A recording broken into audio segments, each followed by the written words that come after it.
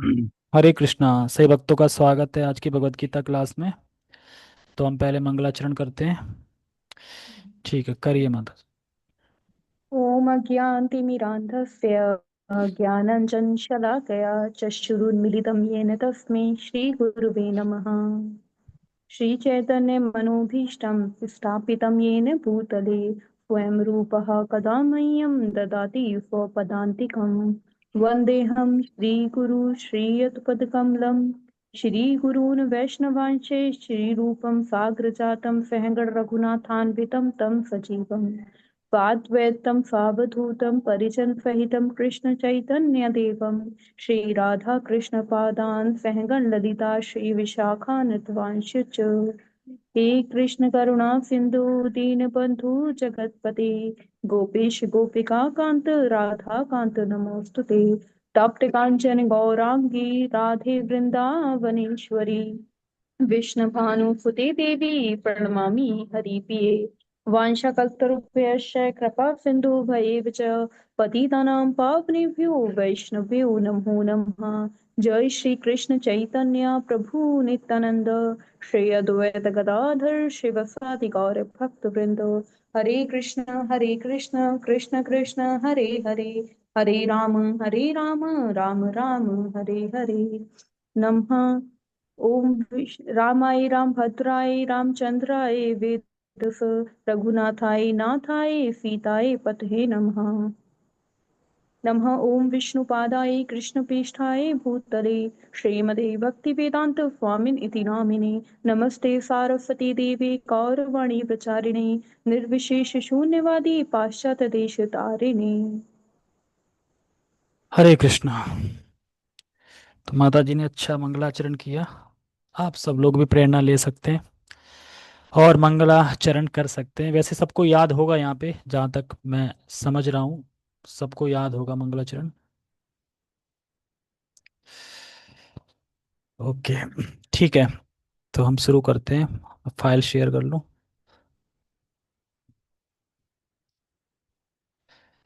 तो हमने श्लोक क्रमांक 11 में सीखा था। 11 कहाँ है? 11, 11 में हमने चर्चा की थी कि भगवान कहते हैं कि जो एक विद्वान पुरुष होता है, जो पंडित होता है, वह जिस शरीर से प्राण निकल गए हैं उसके लिए, और जिस शरीर में प्राण है उसके लिए, और आत्मा के लिए शोक नहीं करता। ये चीज हमने पढ़ी थी। श्री भगवान उवाच अशोच्या अन्वशोचस्त्वं प्रज्ञावादाश्च भाषसे गतासून अगतासूंश्च नानुशोचन्ति पंडितः। तो भगवान उसी को कंटिन्यू कर रहे हैं, बता रहे हैं अब आत्मा के बारे में। आत्मा के बारे में बता रहे हैं कि किस प्रकार से आपको आत्मा के लिए शोक नहीं करना चाहिए। वैसे तो किसी चीज के लिए शोक नहीं करना चाहिए, सिर्फ भक्ति को छोड़ के। और अगर शोक करना भी है, जैसे शोक होता ही है, शोक दिखाना होता है। जैसे शिला प्रभुपाद जी जब अपने नित्य लीला में हुए थे, तो उनके भक्त भी, उनके जो डिसाइपल थे वो भी रोए थे, उनने भी शोक किया था। लेकिन इसका मतलब ये नहीं है कि अब शिला प्रभुपाद जी चले गए तो संस्था बंद करो, अब कोई है नहीं, और अपने अपने घर जाओ, सो आराम से। ऐसा नहीं है, उस मूवमेंट को बढ़ाया उन्होंने। तो शोक करते हैं, लेकिन हम शोक में इतना नहीं खो जाते कि अपना कर्तव्य भूल जाएं। तो आगे भगवान अब 2.12 में, ये श्लोक ये समझ लो कि ये नीम है। भगवत गीता की जो नीम है वो ये श्लोक है। अगर ये श्लोक आपने नहीं समझ पाए और आपने गलती से किसी मायावादी भाष्य को इस श्लोक पे सुन लिया आपने, तो समझो आप गीता फिर कभी नहीं समझ पाएंगे।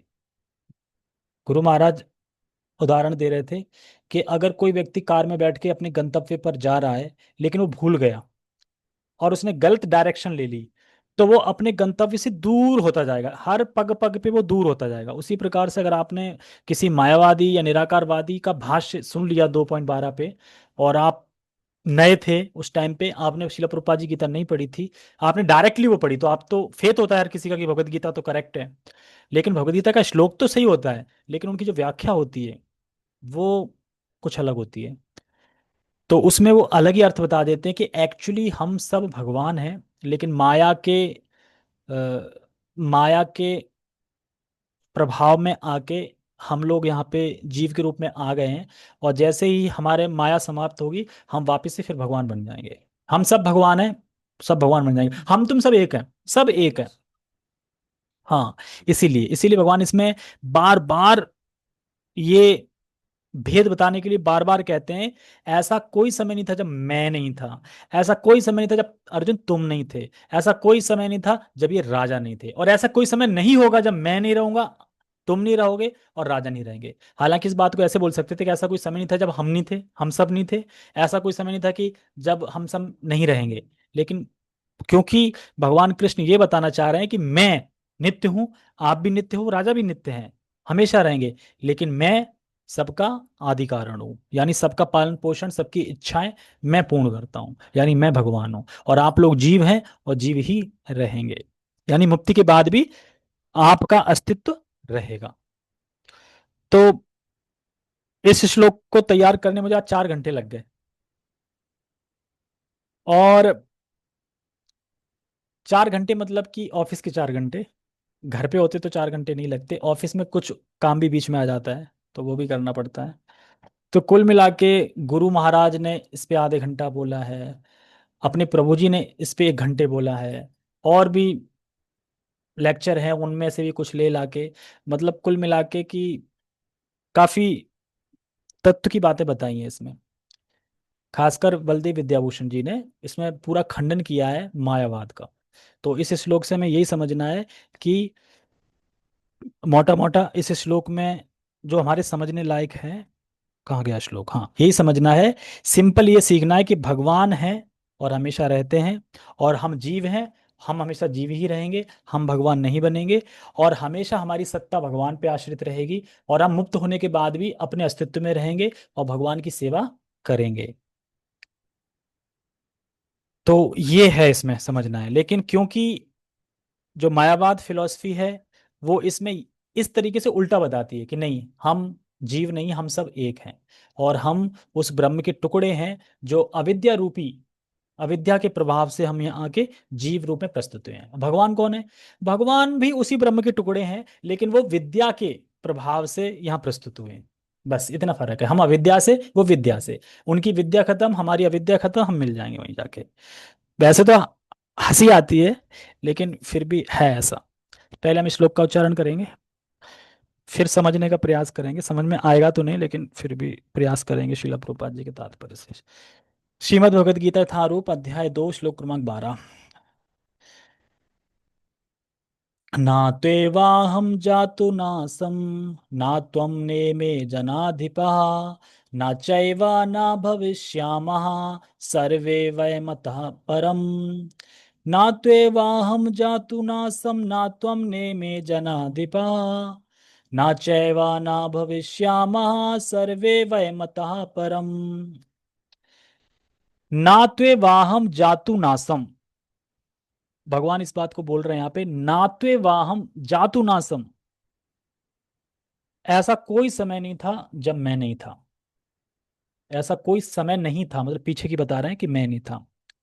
ना तुम ने में जनाधिपा, ना तुम, ना कोई ऐसा समय था कि तुम नहीं थे, यानी अर्जुन को बोल रहे हैं, और नेमे जना, नेमे जनाधिपा, और ना कोई ऐसा समय था कि जब ये राजा नहीं थे। तो ये बात बार बार बार बार भगवान इस श्लोक में बोलेंगे। तो यहाँ भगवान अपने में और जीवों में भेद दिखा रहे हैं, आपको डायरेक्ट समझ में आ रहा है, ऐसा कोई समय नहीं था कि मैं नहीं था, और ऐसा कोई समय नहीं था कि अर्जुन तुम नहीं थे। तो यानी अपने में और जीवों में यहाँ पे आत्मा की दृष्टि से, आत्मा के संबंध में भेद दिखा रहे हैं, शरीर के संबंध में नहीं दिखा रहे हैं, शरीर तो सबका दिख रहा है, शरीर तो सबके दिख रहे हैं, शरीर शरीर शरीर शरीर है ना, लेकिन आत्मा के हिसाब से वो डिफरेंस बता रहे हैं कि आप सब जीवात्मा हो और मैं परमात्मा हूं। यानी पूरे फोकस ये है कि भगवान और जीव में भेद है, और मायावादी को पूरा फोकस है इस श्लोक को लेके कि जीव और भगवान में कोई भेद नहीं है, दोनों एक ही हैं। यानी मैं आप सबको क्लास नहीं दे रहा, मैं अपने आप को ही क्लास दे रहे हैं, सब अपने आप को क्लास दे रहे हैं, यानी जो मैं जानता हूं वो आप भी जानते हो, सब लोग जानते हैं, जो जितना मैं जानता हूं उतना ही आप लोग जानते हो, तो फिर बता के फायदा क्या, क्यों जितना मैं जानता हूं उतना आप भी जानते हो। लेकिन ऐसा है नहीं, थोड़ा कोई अधिक जानता है तभी वो दूसरों को बताता है, मतलब हर फील्ड अलग अलग हो सकता है, वो किसी फील्ड में कोई ज्यादा जानता है, किसी फील्ड में कोई ज्यादा जानता है, ऐसे करके। और मैं ये नहीं कह रहा हूँ कि मैं आप लोगों से ज़्यादा जानता हूँ, मेरा कहने का मतलब ये नहीं है। मतलब एक जो टीचर होता है जो व्यास आसन पे बैठता है, तो हम जो नीचे बैठ के सुन रहे होते हैं तो वो ये करते हैं कि कम से कम हम इसलिए सुन रहे हैं कि वो हमसे ज़्यादा जानते हैं, हम इसीलिए श्रवण कर रहे हैं उनसे। लेकिन वो कहते हैं कि हम सब एक ही हैं, तो फिर दिक्कत क्या है? ये क्या हुआ?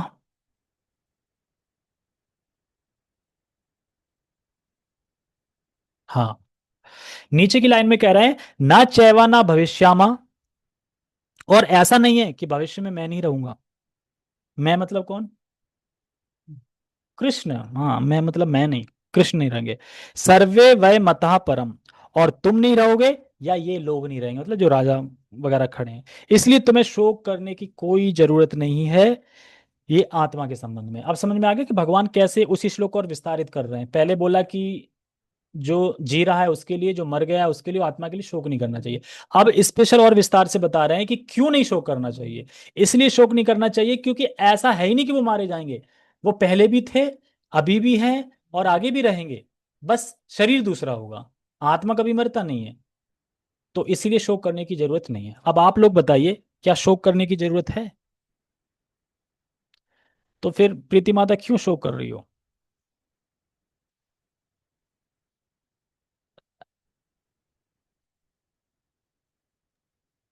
हरे कृष्णा प्रभु जी।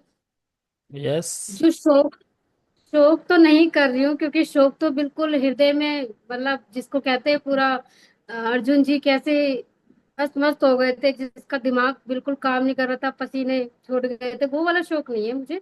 बस थोड़ा दुख लगता है फैमिली मैटर को लेकर, तो मैं प्रयास कर रही हूँ सब चीजों से बचने की। और दूसरी चीज ये है कि मैंने जब से आपकी क्लास लेना स्टार्ट किया है, मुझे नहीं पता कितना टाइम हो गया, मई में लिया तब से लेके अब तक काफी चेंजेस मुझे नजर आ रहे हैं अपने अंदर। जैसे द्वेष भावना, चिड़चिड़ापन, वो चीज कम हो गया, अकेले रहने का मन करता है। और बाकी इसके अलावा अकेले रहने का मन करता है? मतलब हाँ, कृष्ण मतलब की कि कथाओं में, संगों कम में से ना, कि कम कैसे टाइम अलोन? अलोन रहने का ऐसे मन करता है कि ज्यादा से ज्यादा भजन अच्छे लगते हैं। हाँ, फिर ठीक है फिर। टाइमिंग मुझे उनको देने का मन करता है कि मैं अपने भगवान को, आराध्य को दूं। मतलब फैमिली से ऐसा लगता है कि जल्दी से छुटकारा पाऊं, काम खत्म करके फटाफट आओ अपने कमरे में, ऐसा फील होता है। तो वो मुझे चेंजेस नजर आ रहा है अभी। हाँ, तो वो कोशिश चेंजेस के कर रही लिए हूँ मैं। आप राधा पार्थसारथी मंदिर जा सकती हैं और वहां पे भगवान को थैंक यू बोल सकती है कि भगवान ऐसी अपनी कृपा बनाए रखना। मेरी इसमें कोई कृपा नहीं है। सारी कृपा शिला प्रभुपाद जी और जी जो जी जी, बिल्कुल। जिनके बारे में हम सुन रहे हैं उनकी कृपा है। देखो, चैतन्य महाप्रभु ने पहले ही चुन लिया है कि मेरे संकीर्तन में कौन कौन होगा, कौन कौन मेरे संकीर्तन में प्रचार करेगा, पहले ही चुन लिया है। इसीलिए हाँ हम जी। सब लोग आके यहाँ पे चर्चा कर रहे हैं। वरना इस समय कौन चर्चा कर रहा है भगवान की भगवत गीता की? कोई करेगा? कोई बॉलीवुड मूवी देख रहा होगा, कोई हॉलीवुड मूवी देख रहा होगा, कोई मॉल घूम रहा होगा, कोई कुछ कर रहा होगा, कुछ कर रहा होगा। कोई ऐसा नहीं होगा कि जो भगवत गीता पे चर्चा कर रहा होगा छोड़ के, भक्त छोड़ो, भक्त को छोड़ के सिर्फ। और भक्तों में भी अगर संग नहीं होगा किसी भक्त के पास, तो जरूरी नहीं है कि वो भी सुन रहा होगा कि नहीं सुन रहा होगा, वो कह नहीं सकते। क्योंकि संग में आके हम पढ़ लेते हैं, सुन लेते हैं। अकेले नहीं सुन सकते, न अकेले पढ़ सकते हैं, बहुत ही डिफिकल्ट होता है। हाँ, बुद्धि तो इसलिए काम नहीं करती ना क्योंकि हम मन को सर्वोपरि मानते हैं ना, बुद्धि को नहीं मानते। हाँ जैसे जी। हाँ कि जब ध्रुव कीड़ा के लिए युधिष्ठिर महाराज एक के बाद एक चीज हारते जा रहे थे, तो वो मन से चल रहा था ना, बुद्धि कहाँ काम कर रही थी? बुद्धि की तो वो सुन ही नहीं रहे थे, हाँ। बुद्धि तो कह रही थी रुक जाओ रुक जाओ, लेकिन नहीं रुक रहे थे। परंतु मन से बड़ा हमारा बुद्धि, और बुद्धि से भी ज्यादा बड़ा इंद्रिय, ऐसा कुछ हमने पढ़ा था लास्ट टाइम पे। अगर हमने नहीं मन को कंट्रोल नहीं, कर लिया, बुद्धि से चले। इंद्रियों से बड़ा मन है और मन से बड़ी बुद्धि है। अच्छा। हाँ, ओके ओके। ठीक है। ठीक। हाँ जी। देखो, आप सब लोग प्रेम चाहते हैं, और हम सब लोग प्रेम आत्मा से करते हैं, शरीर से नहीं करते। अगर शरीर से करते होते तो मृत शरीर से कर लो प्रेम। कोई करेगा? मृत शरीर से प्रेम करेगा कोई? कोई नहीं करेगा। तो हम आत्मा से प्रेम करते हैं, नहीं जीवित चीज, जो जीवित चीज होती है उससे करते हैं। ठीक है। तो आप समझ आ गए? ना तो वाहम जातु नासम ना त्वम नेमे जनाधिपा ना चैवा ना भविष्यामा सर्वे वयमतः परम। यानी ऐसा कोई समय नहीं था कि मैं नहीं था, ऐसा कोई समय नहीं था कि अर्जुन तुम नहीं थे, ऐसा कोई समय नहीं था कि ये राजा नहीं थे, और ऐसा भविष्य में कोई समय होगा नहीं। इसलिए हे अर्जुन, तुम शोक मत करो और शोक को त्याग दो। ठीक है। अनुवाद पढ़ते हैं। मुझे पहले वाली पीडीएफ मुझे मिली, लेकिन उसमें ना शिला प्रभुपाद जी तात्पर्य कटा हुआ था, मतलब कुछ कुछ लाइन थी नहीं उसमें, इसलिए फिर मैंने प्रभु जी का ये वाला ले लिया अनुवाद। ऐसा कभी नहीं हुआ कि मैं ना रहा हूं या तुम ना रहे हो, अथवा ये समस्त राजा ना रहे हो, और ना ऐसा है कि भविष्य में हम लोग नहीं रहेंगे। तो गुरु महाराज इस पे बोलते हैं कि ये श्लोक बहुत महत्वपूर्ण श्लोक है। अगर इसको नहीं समझे सही में, तो सच बता रहा हूं, आप पूरी गीता नहीं समझ सकते। अब आप सोचोगे कि ऐसा इस श्लोक में क्या समझना है, क्योंकि आपने अच्छी जगह आप कनेक्ट हो गए और अच्छी जगह से आप ज्ञान प्राप्त कर रहे हो इसलिए। वरना लोगों से पूछो कि भगवत गीता की अंडरस्टैंडिंग वो क्या समझते हैं। भगवत गीता में क्या बताया, अरे कर्म ही पूजा है, बस ये बताया गया है। भगवत गीता में कहता है, भगवत गीता क्या, भगवत गीता तो काल्पनिक है। उसके अंदर जो शिव बाबा बैठे हैं एक्चुअली वो हैं, उनकी शरण में जाना है। तो ये सब बातें क्यों आती हैं, क्योंकि उन्होंने ये गीता से पहले वो गीता पढ़ ली। क्योंकि हर किसी की हमारे कुछ रिलेशन में है, मैं नाम नहीं लूंगा उनका, वो फलाना फलाना ऐसी जगह से कनेक्ट हैं कि वो अपने उसमें इतने कनेक्ट हैं, इतने खोए हुए हैं कि उसके लिए कुछ भी कर सकते हैं। अगर हम उन्हें कितना भी बताएं कि नहीं नहीं भगवान कृष्ण ने भगवत गीता बोली है और परम लॉर्ड भगवान श्री कृष्ण ही है, वो नहीं मानेंगे। वो उनके पास इतने बड़े बड़े शास्त्र रखे हैं, पोथी पत्था खोल खोल के दिखा देंगे आपको, मानेंगे नहीं। मतलब कोई रामपाल करके, आपने अगर नाम सुना हो किसी ने, रामपाल बाबा हैं कोई, उनसे कनेक्ट है। तो उसमें उनको भगवान मानते हैं। क्या नाम है, क्या नाम है उनका संत का, कबीरदास। कबीरदास को भगवान मानते हैं। तो सर्वोपरि वही है, कबीरदास को भी नहीं मानते, वो तो उन्हीं को मानते हैं रामपाल के, वही है भगवान हमारे। और आप कितना भी समझा लो तो वो नहीं समझने वाले, मतलब दृढ़ हैं वो एकदम उसमें, ऐसे फंस गए हैं, कुछ पूछो मत। तो हमसे कहते हैं कि तुम फंस गए हो, कहाँ तुम पत्तों में पानी डाल रहे हो, जड़ में पानी डाल, जड़ कौन है, कबीरदास। ऐसे बोलते हैं, तो अब क्या बोल सकते हैं। इसीलिए ये श्लोक समझना बहुत जरूरी है, बहुत ज्यादा। यानी इस श्लोक से हमें ये समझना है कि भगवान और जीव में भेद है। हम कभी भगवान नहीं बन सकते, और भगवान कभी आत्मा नहीं बन सकते, वो सुपर सोल है वो। जीव कभी ब्रह्म नहीं बन सकता। ब्रह्म मतलब भगवान के उसमें बोल रहे हैं। ठीक है, तो कहाँ थे हम, कौन सा श्लोक खुल गया, हाँ ठीक है। तो हाँ अनुवाद पढ़ लिया, तो अनुवाद में हाँ गुरु महाराज बता रहे थे कि ये समझना बहुत जरूरी है, क्योंकि नहीं तो गड़बड़ हो जाएगा। इसी श्लोक से आत्मा ब्रह्म ज्ञान देना भगवान शुरू करेंगे। इसी श्लोक से अब उन्होंने आत्मा ब्रह्म ज्ञान ये सब देना स्टार्ट करेंगे। पिछले श्लोक से लिंक है ये श्लोक इस तरीके से। तो इसमें तीन चीजें समझनी है आपको। भगवान बता रहे हैं, मैं यानी कृष्ण, और आप यानी अर्जुन, और ये राजा। ये तीन ही शब्द इसमें बताएं। मैं था, तुम थे, और राजा थे, और हमेशा रहेंगे।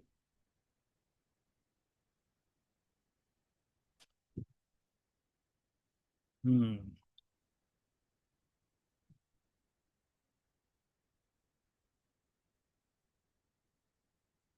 इसमें जो शिला प्रभुपाद जी बताएंगे अपने परपट में, जो मायावादी हैं उन्होंने अपने दो आर्ग्यूमेंट रखे हैं इस श्लोक में, ये स्थापित करने के लिए कि किस तरीके से भगवान निराकार हैं, और जीव जो है वो भी ब्रह्म है, और एक दिन ब्रह्म में मिल जाएगा। इसके लिए दो आर्ग्यूमेंट रखे हैं। तो उन दो आर्ग्यूमेंट को शिला प्रभुपाद जी ने काटा है, आचार्यों ने काटा है। तो पहले मैं दोनों आर्ग्यूमेंट समझा देता हूं कि क्या बोलना चाह रहे हैं मायावादी इस श्लोक के ऊपर, ठीक है। उसके बाद हम शिला प्रभुपाद जी तात्पर्य पढ़ेंगे तो आपको सही समझ में आएगा, ठीक है। पहला आर्ग्यूमेंट में क्या देते हैं, एक ब्रह्म है, वह ब्रह्म का कुछ भाग, मतलब एक ब्रह्म का कुछ भाग अविद्या यानी माया शक्ति, अविद्या यानी माया शक्ति से ग्रसित होके जीवों के रूप में दिख रहा है हमें। एक ब्रह्म है, उसका कुछ भाग अविद्या यानी माया शक्ति के प्रभाव से जीव के रूप में दिख रहा है, ग्रसित होकर जीवों के रूप में दिख रहा है। और कुछ भाग विद्या के द्वारा ग्रसित होके, कुछ भाग उसका ब्रह्म का विद्या के द्वारा ग्रसित होके भगवान के रूप में दिख रहा है। ये कृष्ण राम ये जो भी आप देख रहे हैं इनके रूप में दिख रहा है, ऐसा बताते हैं। इसका निर्धारण कौन कर रहा है कि हाँ इतना भाग में ये अविद्या से ग्रसित हो गया, इतना भाग विद्या से ग्रसित हो गया, इसके इसका उनके पास कोई जवाब नहीं है। इसका निर्धारण नहीं कर सकते, इसका कोई जवाब नहीं है। सब कुछ ब्रह्म है। अब वो कहते हैं कि सब कुछ ब्रह्म है, ठीक है, तो माया भी ब्रह्म है। सब कुछ ब्रह्म है ना, वो कहते हैं जीव भी ब्रह्म है, ब्रह्म भी ब्रह्म है, सब कुछ ब्रह्म है, हम सब कुछ एक ही हैं, एक दिन मिल जाएंगे। तो माया भी कौन है? ब्रह्म है। तो माया भी ब्रह्म है। तो ब्रह्म ने ब्रह्म को कैसे पकड़ लिया? वो कहते हैं कि अविद्या रूपी, जो माया की अविद्या रूपी शक्ति है, उससे जीव दिख रहे हैं, और जो माया रूप और जो विद्या रूपी शक्ति है, उससे भगवान दिख रहे हैं, मतलब भगवान है। तो मतलब माया ने ग्रसित कर लिया ब्रह्म को, इसलिए वो यहाँ आके दिख रहा है हमें। जब वो माया से छूट जाएगा तो वापस फिर ब्रह्म बन जाएगा। तो जब सब कुछ ब्रह्म है तो माया ने पकड़ कैसे लिया? पहले तो ये शब्द आएगा कि अगर सब कुछ ब्रह्म है भगवान, तो माया ने कैसे पकड़ लिया? अगर माया ने पकड़ लिया तो, जब ब्रह्म को पकड़ लिया माया ने, यानी भगवान को पकड़ लिया माया ने, तो फिर माया छोड़ेगी क्यों? क्योंकि इसका मतलब माया ज्यादा पावरफुल है ब्रह्म से, तभी तो माया ने ब्रह्म को पकड़ लिया। तो फिर वो छोड़ेगी क्यों? तो इसमें वो चुप रह जाते हैं, इसमें कुछ नहीं बोलते, गोल मटोल कर देते हैं, अलगा तर्क पे तर्क देने लगते हैं। तो भगवान कृष्ण हैं पर माया से आए हैं, वो ऐसे कहते हैं, भगवान कृष्ण हैं पर वो माया से आए हैं, इसलिए इनको मायावादी कहते हैं। यहां सब माया के कारण जो भी दिख रहा है, इनके इनके आधारणा से हम सब ब्रह्म है, मतलब उनकी धारणा से हम सब ब्रह्म है। और जीव रूप में ब्रह्म को जीव रूप में काट रखा है, और जिस दिन ये मुक्त हो जाएंगे उस दिन ये सारे जीव ब्रह्म में फिर लीन हो जाएंगे। मतलब मोटा मोटा ये समझो, एक घड़ा है, उस घड़े में हवा भरी है, तो ये हवा और बाहर हवा ये एक ही है, लेकिन क्योंकि घड़ा के द्वारा ग्रसित है तो हवा अंदर है, जैसे ही घड़ा फूटेगा वो हवा हवा में मिल जाएगी। तो इसी तरीके से जो हम जीव हैं, जैसे ही हम समझ जाएंगे, जैसे हम स्वरूप सिद्ध हो जाएंगे, हम समझ जाएंगे कि हाँ हमें ज्ञान आ गया, हम माया से मुक्त हो जाएंगे, हम भगवान बन जाएंगे। हर कोई भगवान बन जाएगा। एक ब्रह्म है निराकार, सब उसी से आए हैं। ऐसे गिनौने गिनौने देते रहते हैं मेरे फिलोसफी। दूसरा आर्गुमेंट देते हैं, ये भी बड़ा हंसने वाला है। ये कहते हैं कि इस श्लोक से समझना है, वो भी आ, हम भी सब एक आत्मा है, हम सब भी एक आत्मा है, और परमात्मा में, मतलब हम सब आत्मा है, और जो परमात्मा है उसमें कोई भेद नहीं है, ये इस श्लोक से समझना है। ऐसा वो कहते हैं कि इस श्लोक से ये समझना है कि एक आत्मा है, परमात्मा है, दोनों में कोई भेद नहीं है, दोनों एक ही हैं। और कहते हैं कि हम सब में भेद तो पहले से मालूम है, जैसे कि मैं कहूं कि आप बैठे हो, आप बैठे हो, आप बैठी हो, तो मुझे पहले से ही मालूम है। तो भगवान से कहते हैं आप ये मत बताओ, ये क्यों बता रहे हो आप? अगर कोई बताएगा, कोई मान लो भक्त बता रहा है, तो ये मत बताओ, हमें सब पता है हम अलग है, हम अलग है, अलग है। आप ये बताओ कि किस तरीके से हम में और मतलब हम में यानी जीवात्मा में और भगवान में कोई भेद नहीं है, ये बताओ।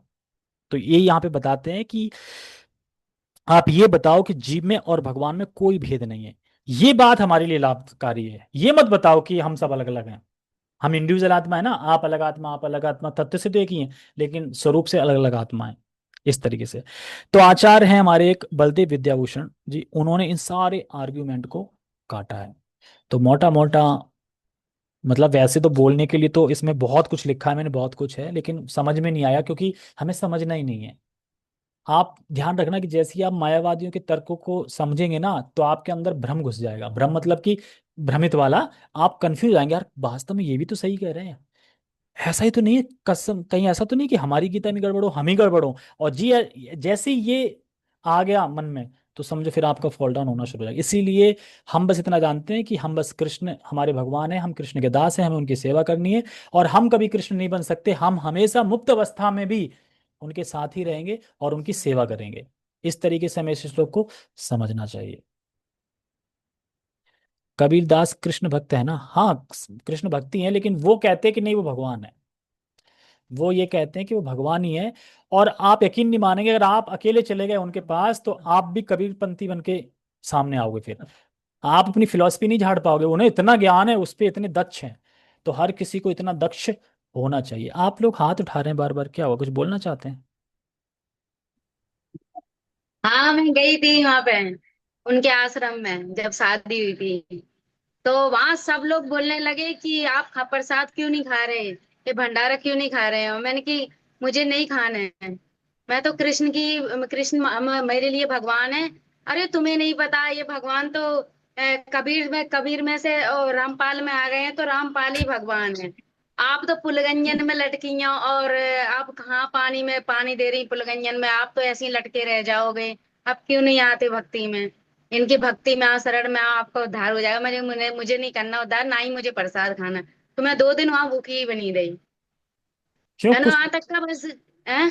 फल वल नहीं थे क्या? भूखे क्यों बने रहे? तो मतलब मैं ले गई थी वहां रोटी सब्जी, तो वो बेकार सी हो रही थी, तो मैंने की खाई ही नहीं है, फिर मैं घर आके लौट के ही खाई मैंने। अच्छा।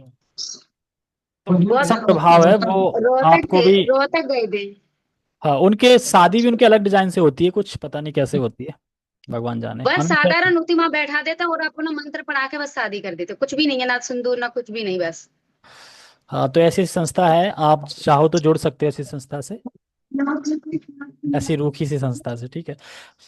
ओके, तो ज्यादा हम वहाँ का वर्णन नहीं करेंगे, क्योंकि लोग, क्योंकि एक बार जो सुन लेते हैं ना, उनका फेथ उसमें डेवलप हो जाता है, फिर वो फेथ उनका खत्म नहीं होता।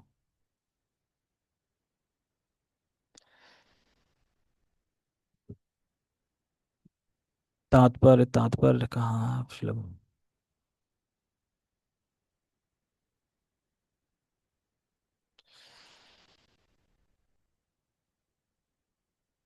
है नहीं क्या इसमें? हमारे शिला प्रभुपाद जी का तात्पर्य कहाँ है?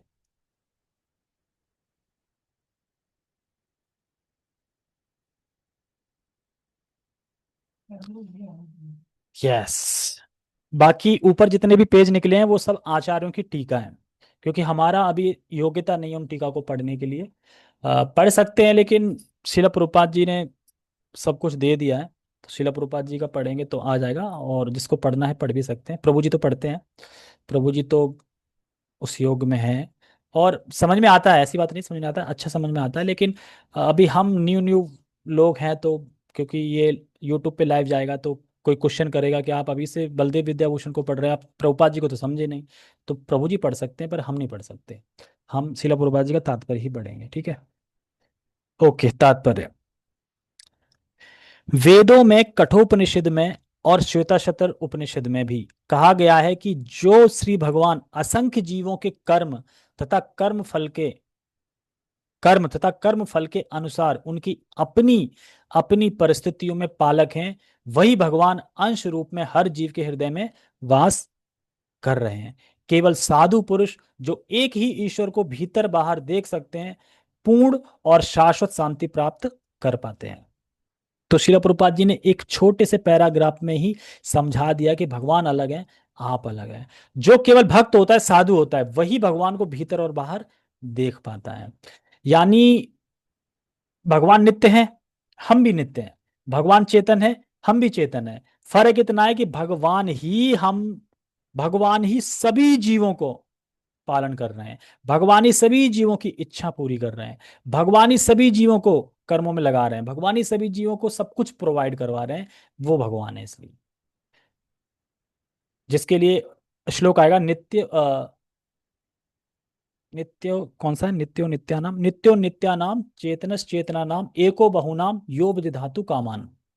एक भगवान ही है, एको बहु, मतलब एक भगवान ही है जो सबका पालन पोषण कर रहे हैं। यानी सोचो, अब इसमें जो कह रहा है, केवल साधु पुरुष जो एक ही ईश्वर को भीतर और बाहर देख सकते हैं, क्या मतलब है इसका? इसका मतलब ये है, सोचो, जो साधु पुरुष भगवान को देख रहा है, मतलब वह स्वयं को भी देख रहा है और भगवान को भी देख रहा है। आप समझे? आप कुछ, वो भगवान को भी देख रहा है और खुद को भी देख रहा है, यानी भगवान है देख रहा है, और मैं भी हूं ये भी देख रहा है। तो उनकी फिलोसफी खत्म, उनका जो तर्क था खत्म हो गया कि नहीं हो गया मायावादियों का? वो कहते हैं कि हम दोनों एक ही हैं। कहाँ एक ही हैं? वो भगवान को भी देख रहा है, खुद को भी देख रहा है, जो दो हो गए ना, यानी जीवात्मा और कृष्ण को। और जो ऐसा मानता है कि हाँ भगवान है, जो हमारे स्वामी है और मैं जीव हूं, उनका सेवक हूं, उसे ही पूर्ण शांति प्राप्त होती है। तो यहां बता रहे हैं कि स्वयं भी, मतलब खुद को भी देख रहा है और भगवान को भी, तो उस एक परमात्मा को अपने हृदय में देख पाता है जो एक शुद्ध भक्त होता है। ऐसे ही धीर पुरुष शांति को प्राप्त कर सकता है, यानी शाश्वत शांति, यानी जो भगवान को अंदर भी यहां भी देख रहा है, बाहर भी देख रहा है, दोनों जगह देख रहा है। हम तो भी कहीं नहीं देख रहे हैं ना, अंदर देख पा रहे हैं, अंदर तो कुछ दिखता नहीं, काला काला है, और बाहर हमें सिर्फ विग्रह दिखता है। विग्रह भी मतलब पत्थर की मूर्ति टाइप दिखती है हमें, विग्रह भी नहीं दिखते हमें कि विग्रह भी दिखे। हमारी आंखें तो इतनी जड़ हैं। तो यानी हम सब नित्य हैं और चेतन युक्त हैं, और भगवान ही सबका पालन पोषण कर रहे हैं। इसीलिए यहाँ पे कठोर प्रसिद्ध से श्लोक आया है। नित्यो नित्यानाम चेतनश्चेतनानाम एको बहुनाम यो विदधातु कामान तस्मास तस् तमास तमा आत्मस्तम ये अनुपश्यन्ति धीरस्तेषां शांति शाश्वती नेतेरेषाम। कठोपनिषद 2:2-13। जो वैदिक ज्ञान अर्जुन को प्रदान किया गया वही विश्व के उन पुरुषों को प्रदान किया जाता है जो विद्वान होने का दावा तो करते हैं किंतु जिनकी ज्ञान राशि न्यून है। ये किसके बारे में बोल रहे हैं? वही मायावादी के बारे में बोल रहे हैं जो ऐसे ऐसे उल्टे से तर्क प्रस्तुत करते हैं। वो क्या करते हैं कि ये लोग विद्वान होने का दावा तो करते हैं कि हम बहुत विद्वान हैं, पंडित हैं, लेकिन उनका ज्ञान क्या है? शून्य है, न्यून है, मतलब निम्न है उनका ज्ञान। यानी ये वही ब्रह्मवादी मायावादी हैं। इनको श्रील प्रभुपाद रेफर कर रहे हैं कि एक ब्रह्म है, उसी में से कट के भगवान आए हैं, और जब वो माया से ग्रसित हैं और माया से छूट जाएंगे तो वापस फिर ब्रह्म में लीन हो जाएंगे। ब्रह्म कौन है? वो निराकार है, वही सब कुछ है, वहीं से आता है सब कुछ। मतलब एक रोशनी है, उस रोशनी सब निकल के आता रहता है, उस रोशनी में सब जाता रहता है, बस ऐसे करके। जैसे देखा ना, एक पतंगा रोशनी की तरफ आकर्षित होता है और रोशनी में जाके ही लीन हो जाता है। लीन हो जाता है नहीं, मर के गिर जाता है नीचे, लीन नहीं होता। लेकिन ये लोग कहते हैं कि लीन हो जाता है। भगवान क्षेत्रज्ञ है, क्या लिखा है? चैतन्य है, क्षेत्रज्ञ है, पता नहीं क्या लिखा है। ठीक है। भगवान यह स्पष्ट कहते हैं कि वे स्वयं, अर्जुन तथा युद्ध भूमि में एकत्र सारे राजा शाश्वत प्राणी हैं और इन जीवों की बद्ध तथा मुक्त अवस्थाओं में भगवान ही एकमात्र उनके पालक हैं। तो भगवान देखो क्या कह रहे हैं, बद्ध अवस्था में और मुक्त अवस्था में। बद्ध अवस्था में कौन है? हम सब जीव जो बद्ध अवस्था में हैं यहाँ पे, क्योंकि भगवान को भूले हुए हैं। और मुक्त अवस्था में कौन है? जो धाम में है, यानी उनके साथ रहते हैं। दोनों की आवश्यकताओं को भगवान ही पूरा करते हैं, चाहे वो बद्ध जीव हो चाहे मुक्त हो, दोनों अवस्था में भगवान ही एकमात्र पालक हैं। तो मुक्त अवस्था में पालक हैं, अर्थात भगवान रहते हैं वहां पे, आप मुक्त हो गए। और इनका कहना है कि मुक्त हो गए तो आप लीन हो गए, विलीन हो गए उसमें, लेकिन आप अगर मुक्त हो गए तो फिर भी तो भगवान ही आपके पालक हैं, वही आपका पालन कर रहे हैं, यानी भगवान है वहां पे और आप भी हो वहां पे। तो इस श्लोक से, जो कठोपनिषद श्लोक जो इसका बता रहे हैं, इससे ही समझ जाना चाहिए। इसी से उनका आर्ग्यूमेंट कट जाता है यहाँ पे, जो कहते हैं एक ही एक ही है। तो मुक्त अवस्था में पालक हैं, अर्थात भगवान रहते हैं और जीव भगवान बन के उनके आश्रय में उनकी सेवा करता है। जीव भगवान ना बन के उनके आश्रय में रहता है और उनकी सेवा करता है, ये समझना चाहिए। भगवान परम पुरुष हैं तथा भगवान का चिर संगी अर्जुन एवं वहां पर एकत्रित सारे राजागण शाश्वत पुरुष हैं। शाश्वत आप सब लोग जानते हैं ना, शाश्वत मतलब इटर्नल। ऐसा नहीं है कि ये भूतकाल में प्राणियों के रूप अलग अलग उपस्थित नहीं थे, और ऐसा भी नहीं है कि वे शाश्वत पुरुष बने नहीं रहेंगे। मतलब कि वही समझा रहे हैं कि ऐसा मत सोचो कि पहले ब्रह्म या अब जो पहले ब्रह्म था वो अब माया के प्रभाव से अब ये सब रूप आ गए हैं। माया के प्रभाव से सब ये रूप आ गए हैं, और उसके बाद जब सब कुछ नष्ट हो जाएगा तो उसके बाद सारी आत्मा फिर से ब्रह्म में लीन हो जाएंगी। यानी जितने भी कुरुक्षेत्र में सब लोग दिख रहे हैं, ये सब माया के प्रभाव से कट कट के ये सब नजर आ रहे हैं। और उसके बाद सारा फिर जब सारा समाप्त हो जाएगा उनका ये, तो उसके बाद फिर मिल जाएंगे उसमें जाके। जैसे एक पेज का एग्जाम्पल भी देते हैं। जैसे वो कहते हैं एक पेज है, आप पेज के टुकड़े करो, टुकड़े करो, टुकड़े करो, टुकड़े करो, टुकड़े करो, टुकड़े करो, तो पेज टुकड़े में बट गया, पेज कहाँ है? पेज तो खत्म हो गया। और टुकड़े फिर से जुड़ गए तो फिर पेज बन गया। तो ऐसे ही है, वो एक पेज निराकार है, मतलब रोशनी, उसमें सब कट कट के आते हैं और फिर पेज खत्म हो जाता है। लेकिन ऐसा है नहीं, भगवान से कितना भी निकल जाए तब भी भगवान पूर्ण रहते हैं। हमने सुना था ना, अगर भगवान में से 100 भी निकाल दो तब भी 100 ही रहेगा। तो भगवान से कितने भी अवतार निकल जाए, कितना भी जीवात्मा सब कुछ निकल जाए, फिर भगवान भगवान ही रहते हैं, पूर्ण रूप में रहते हैं, पूर्ण अवस्था में रहते हैं। वो कभी ऐसा नहीं है कि भगवान कमजोर हो गए। क्यों कमजोर हो गए? अरे इतनी सृष्टि कर दी ना मैंने, इतने सारे जीवात्मा आ गए, अब मैं इसलिए बूढ़ा हो गया, मेरे में ताकत नहीं है। ऐसा नहीं है, भगवान हमेशा पूर्ण रहती है। तो हमारे साथ होता है, हमारे साथ होता है। ये ऐसा कभी होता है कि किसी की शादी हुई, उसके लड़का हो गया, तो अब उसका पति छोटा हो गया 1 फुट, क्यों? एक लड़का आ गया ना, तो मैं छोटा हो गया, दूसरा आ गया तो और छोटा हो गया, तीसरा मैं खत्म हो गया। ऐसा होता है कभी? पत, जो पिता होता है, पिता पिता ही रहता है ना, फिर भी बच्चे इतने सारे दिख रहे हैं। इसी प्रकार से भगवान से कितना भी कुछ निकल जाए, तभी भगवान वैसे के वैसे ही रहते हैं। उनका अस्तित्व भूतकाल में था और भविष्य में भी निर्बाध रूप से बना रहेगा। अतः किसी के लिए शोक करने की कोई बात नहीं है। ठीक है। यहां से जो येलो हाईलाइट है, ये मायावादी का सिद्धांत सारा स्टार्ट होगा। जो मायावादी पढ़ रहे थे ना, वही सब आएगा, ब्रह्म में लीन हो जाओ, ये हो जाओ। तो इसको हम कल पढ़ेंगे, यानी सेकंड पार्ट कल। कल फ्राइडे, कल नहीं, सैटरडे पढ़ेंगे। सैटरडे भी नहीं, संडे, संडे भी नहीं, नहीं संडे तो पढ़ लेंगे। एक्चुअली फ्राइडे तो मैं मंदिर में रहूंगा, तो हम सिर्फ रीडिंग क्लास करेंगे श्रीमद् भागवतम। और सैटरडे को मैंने बताया था आप लोगों को, हम लाइव क्लास करेंगे यूट्यूब पे या जूम पे, प्रभु जी की 7 से 8 होगी। जो लोगों के पास टाइम हो वो आ सकते हैं, बहुत अच्छा टॉपिक रहता है उसमें। जनरल क्लास होती है, तो नए लोगों के लिए होती है, तो अच्छा समझाते हैं उसमें अच्छे से प्रभु जी, वो आप सुन सकते हैं। और बाकी संडे को हम करेंगे, ठीक है। ओके। हरे कृष्णा। जगत गुरु श्रील प्रभुपाद की जय। मुझे पता है कि मैं नहीं समझा पाया होगा, और आप लोगों को भी नहीं कुछ समझ में आया होगा, लेकिन अब जितना भी है, इतना समझ लो इस श्लोक से कि हाँ, भगवान हमेशा भगवान रहते हैं, हम जीवात्मा हमेशा जीवात्मा रहते हैं, बस इतना इस श्लोक से समझ लो। बाकी कोई भी इस श्लोक को कोट करके मायावादी आपको बताए कि देखो भगवान कह रहे हैं हम सब एक ही हैं, देखो यहाँ पे सब लोग खड़े हैं, हम सब शाश्वत हैं, शाश्वत मतलब सब एक ही हैं, वो ऐसा बोलते सब एक ही हैं। तो ये आएंगी सारी आर्ग्यूमेंट इसलिए। 1 घंटा बीजी क्लास क्यों नहीं लेते आप?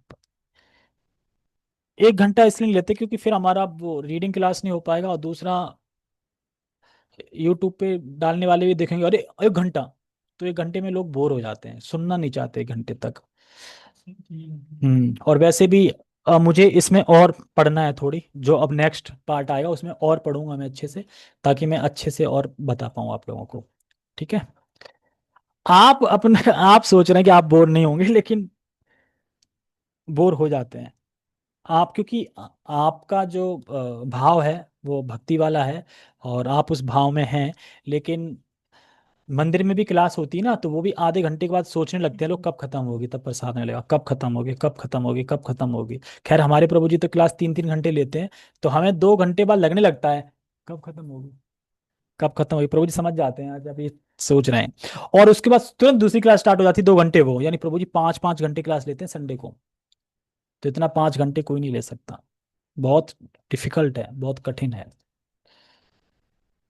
ठीक है, ओके। हरे कृष्णा। सभी का बहुत बहुत धन्यवाद। जगत गुरु शिल प्रभुपाद की जय। श्रीमद् भगवद गीता की जय।